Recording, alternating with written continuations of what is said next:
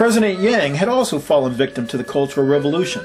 Like Deng, he and his family were accused of taking the capitalist road and enriching themselves. They had been beaten and paraded through the streets and removed from power. Both Deng and Yang had learned from history. Both knew their hold on power could be taken away by the students with the backing of the Chinese people. It was the Cultural Revolution all over again, with the exception that students were demanding freedom and democracy, whereas in the Cultural Revolution they supported Mao's madness and a cruel dictatorship which crushed the people in their hopes. Deng felt personally threatened. He knew there were more and more demonstrations every day throughout China, demonstrations which could remove him from power, like the Cultural Revolution. Student protests and demands for democracy had erupted in over 116 cities, with demonstrators numbering more than 10,000 in Shanghai, Tianjin, Harbin, Changchun, and on and on and on. Deng felt that the PLA should attack the students in Beijing and elsewhere in the country to suppress the turmoil once and for all. The student democracy movement would be suppressed, and all those who had supported them would be punished, including Zhao Ziyang, who soon would be placed under arrest. For the leaders of China, power is maintained not through democracy or the will of the people, but through bullets and guns.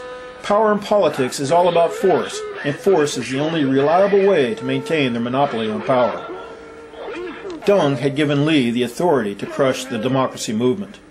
That evening, Li Peng spoke to the nation and declared martial law. The leaders of China would use force to terrorize the people into submission and to maintain their power. The student democracy movement would be put down by force. Li Peng also used the loudspeaker system of Tiananmen Square to announce martial law and warning of resolute and forceful measures to curb the turmoil and restore order. It was a declaration of war. He was calling in the army to crush the student movement. On May 20th, the People's Liberation Army was authorized to clear the streets. Upon hearing the news, students began to shout, "Li Peng step down," and "Long live Zhao Ziyang."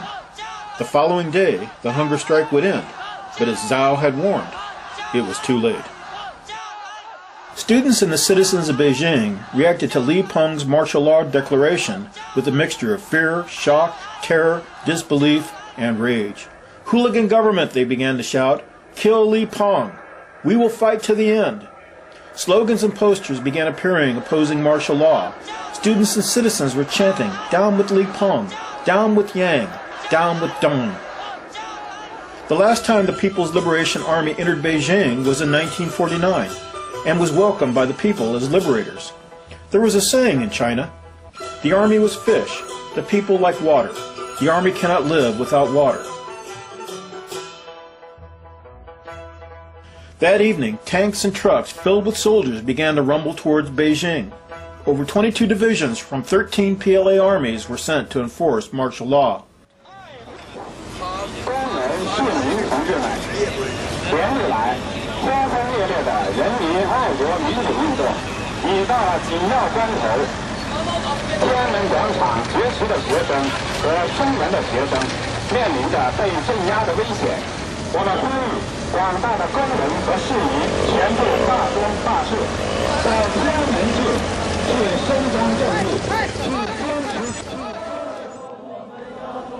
To the astonishment of the dictators of China, over 1 million people took to the streets, setting up roadblocks and barriers, including buses, sewer pipes, and bike racks.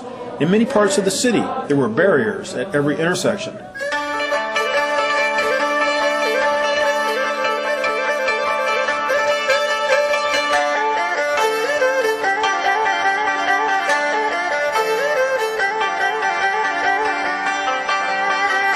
All over the city, hundreds of military trucks were blocked by students, men, women, children, and the aged.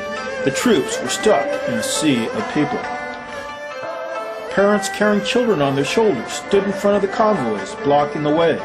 Soldiers were offered tea and cigarettes. They were told that the students were good and patriotic, that the students loved China, and it was the patriotic duty of the soldiers to support them, to support the people. Children, students, and old women pleaded with soldiers not to attack the city.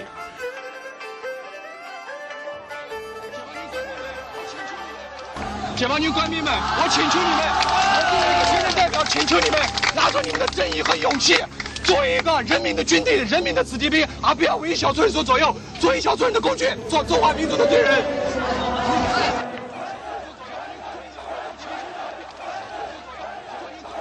Children pleaded, handed them copies of the People's Daily and the Beijing Daily, which had written articles supporting the students. Soldiers were surprised, even shocked.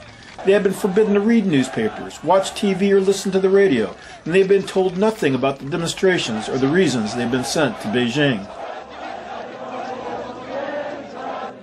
Over 1 million people were guarding the streets, and over 100 top army commanders refused to attack unless they received orders in writing from Deng Xiaoping.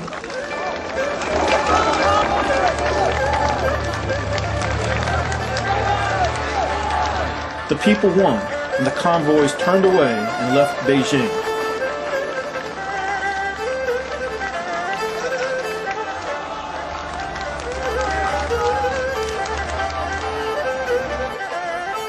Deng was so humiliated, angered, and frightened that he ordered 2 of the top military generals to pay personal visits to every top commander. They were warned, next time, they and their soldiers should obey their orders, or they would be shot. 1 million people marched the next day, calling on Li, Yang, and Deng to resign. At least 319 different schools and universities were represented.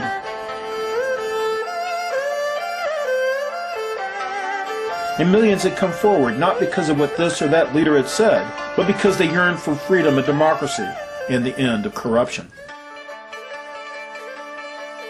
Students would leave Tiananmen Square only to be replaced by new enthusiastic students from other provinces who were not yet ready to give up.